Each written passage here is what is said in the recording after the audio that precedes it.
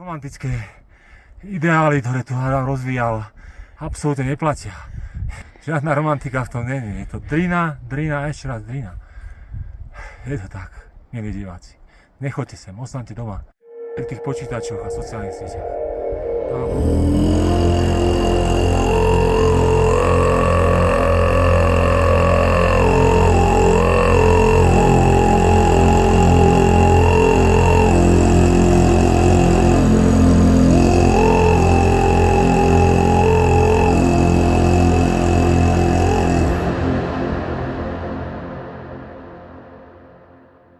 Takto mysticky a tajomne začína väčšina filmov o počinoch západných turistov v Himalájach. Už je to asi naozaj tak, že každý nájde to, čo hľadá. My sme sem duchovno rozhodne hľadať neprišli. Chceme si jednoducho dobre zabicyklovať v krásnych horách, dať nejaký slušný športový výkon a hlavne sme si prišli pre veľkú porciu zábavy.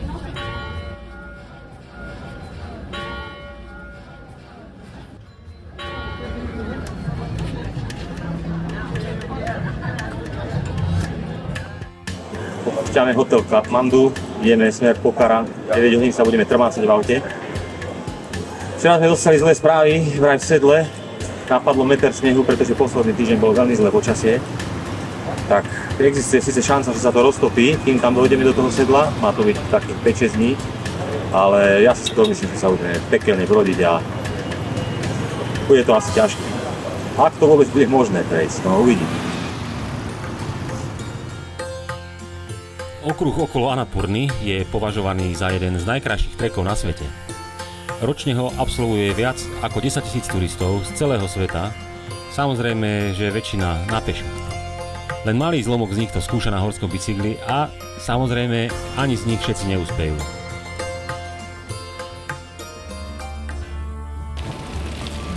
Za 7 dní v sedle bajku vyšplháš zo subtropického pralesa až do vysokohorskej arktickej pustatiny v najvyššie položenom turisticky zvládnutelnom sedle sveta, Thorongla Pass v 5400 metroch nad morom.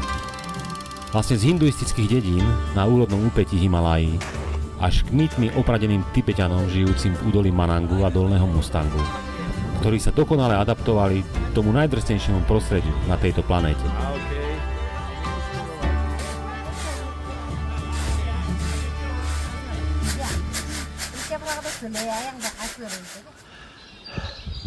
Prvé 3 dni kontinuálne stúpame len nedávno dokončenou offroad cestou, ktorá vedie z Besisaharu cez Tal a Chame až do Manangu. Naše pôvodné obavy, že budeme neustále dýchať taký ten prach zvírený prechádzajúcimi jeepmi, sa nakoniec nenaplnili, pretože premávka je takmer nulová. No je to paráda, až na to, že tie stúpáky sú občas svojou strmosťou fakt na hrane zjaznosti.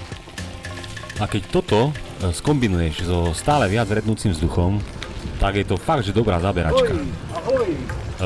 Ja jazdím prevod 3052 od SRAMu a bez neho by som si veril tie nádherné scenérie, ktoré sa vlastne všade okolo teba neustále zjavujú, asi vôbec nedokázal vychutnať.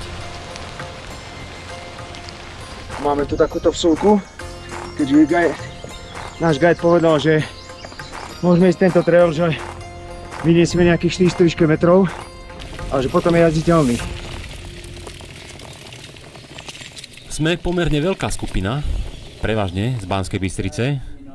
Je nás 9 a naozaj výborných kamarátov, ktorí toho spolu na horách už čo to zažili. No je to super, lebo o zábavu a dobrú náladu je fakt stále postarané.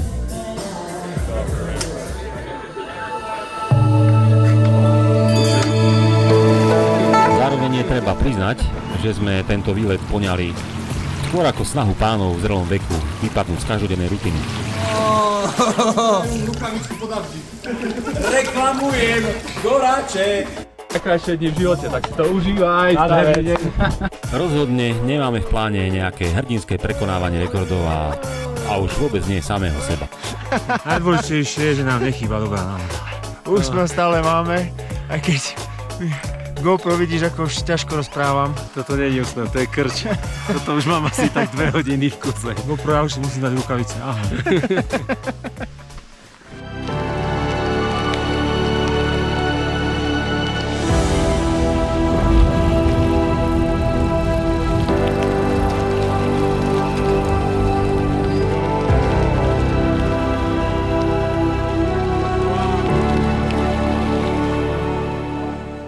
vyrážame počas nášho dnešného voľného dňa na krátku túru na 2 hodinky.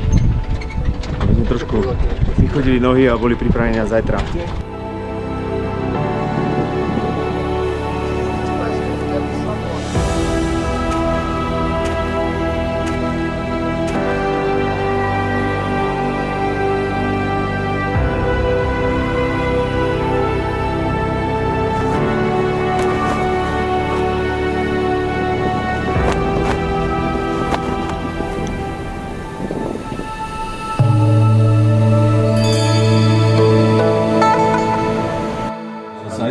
From the other side to Mukina. So I think see from there's this Garu village, this Garu.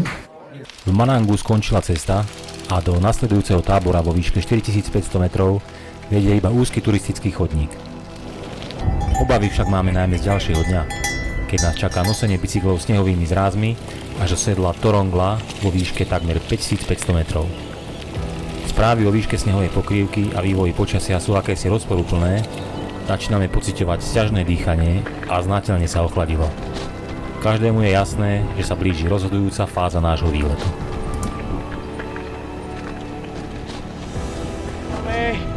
Ako sa ti šlape? 4200? Tak ide to, ale zle.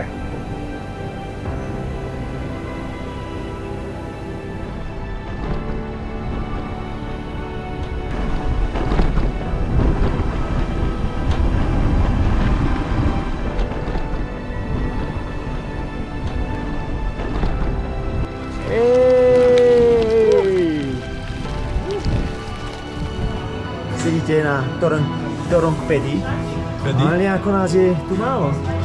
Kde sú ostatní? Partia sa rozdelila Na dve časti. Lebo niektorí zostali oddychovať na Torong Pedi a druhá časť partia, 3 ľudia, sa rozhodli, že bude im lepšie, keď si vyniesú bicykle hore. No a nevieme, čo je správnejšie, to uvidíme zajtra. Ale my sme sa rozhodli pre nás, že je správnejšie do toho, a oni sa rozhodli, že je pre nich správnejšie to. Tak sme si povedali, že poďme ešte ďalej, pretože na druhý deň ráno o 4:00 sa stáva 1000 výškových metrov s bicyklom na chrbte sa nám zdalo moc. Začína byť tma pomaly. Potrebujeme takto ísť do bezpečia.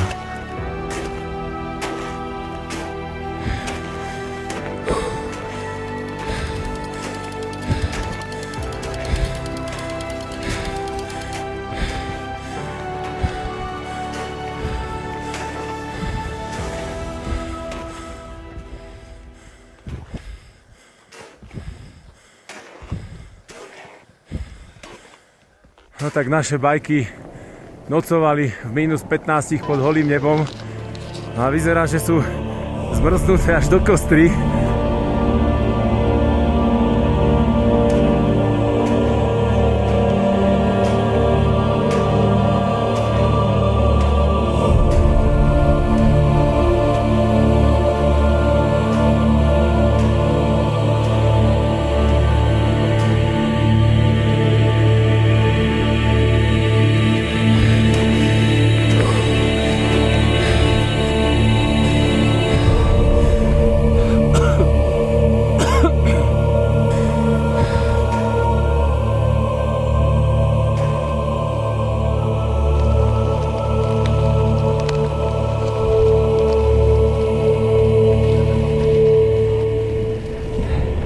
...5416 metrov nad morom.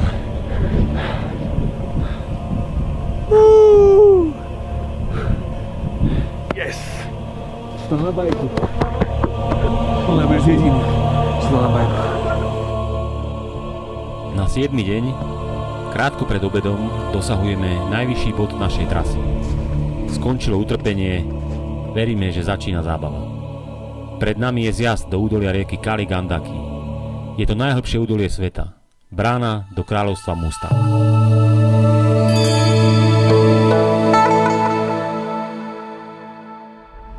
Prvý úsek vedie pozvolna klesajúcimi snehovými pláňami. Podfúkneme naše široké plášte a bez akýchkoľvek problémov valíme dole. Na celoodpružených bajkoch si dokážeme vychutnať dokonca aj ten rozbitý singlač, vychodený v rozľahlých súťových poliach. Za 3 dní vyzjazdujeme 4600 výškových metrov. Fantastické je, že ideme na ľahko, pretože k batožnu nám celý čas vezie sprievodné vozidlo. Môžeme sa teda vyhnúť zaprášenej offroadovej komunikácii a kľučkovať dole úzkymi singlami klasického treku využívaného turistami. Teraz naplno oceňujeme výhody nášho lokálneho sprievodcu, ktorý to tu dokonale pozná. Chandra o sebe tvrdí, že je najlepší nepálsky mountain biker. No. My si to nemáme ako overiť a on sa snaží každú príležitosť využiť, aby nám to dokázal.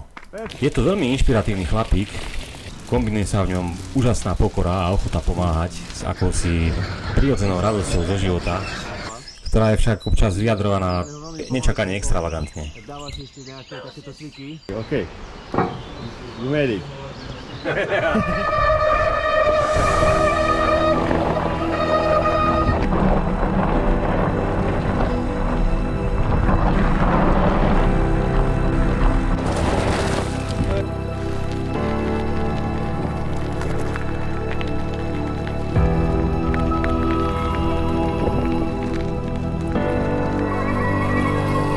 tých, ktorí by chceli ísť v našich stopách, to zhrniem asi takto. Prejsť Annapurna Circuit bol pre nás perfektný koktail jedinečných zážitkov a obrovskej porcie radosti. Je pravda, že sme mali z pekla šťastie, keď sme trafili okno dokonalého počasia v inak veľmi daždivom závere sezóny. Videli sme 8000-ovky, Annapurnu, Manaslu, Dhaulagiri. Zoznámili sme sa s originálnou kultúrou a množstvom zaujímavých ľudí. Za 9 dní v sedle bicykla sme prešli cez 200 km a 7000 metrov prevýšenia. Namáhavé výšlapy boli odmenené fantastickým zjazdom. A to všetko s kulisou divokých údolí najvyššieho pohoria sveta. A hlavne v partii výborných kamarátov. Buďme vďační ľuďom, ktorí nás robia šťastnými. Sú to tí nenápadní záhradníci, vďaka ktorým môžu naše duše kvitnúť.